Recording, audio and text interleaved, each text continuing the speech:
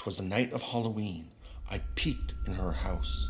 The witch cooked a stew made with only one mouse.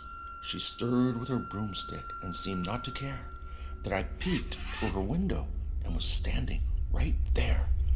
Oh, I'm sure there were children tied up in the beds waiting for her to come cut off their heads.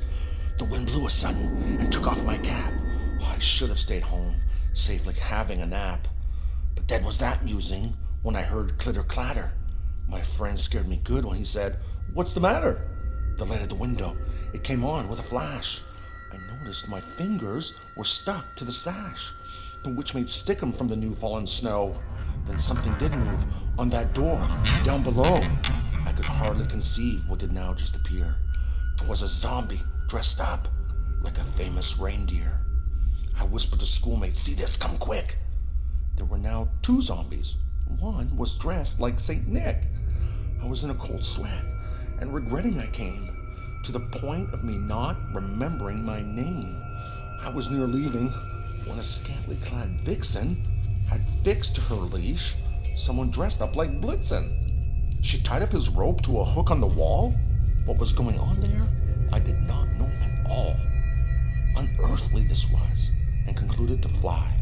When the moon did come out to enliven the sky, I could see all the bats that overhead flew. Indeed, that did panic me. My friend panicked too.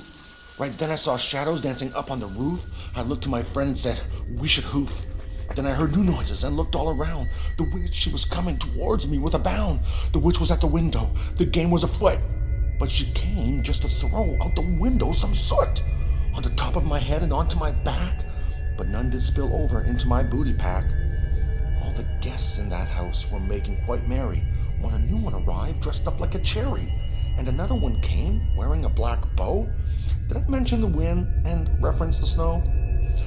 Then I think one showed up as a couple of teeth, and another one came adorned with a wreath.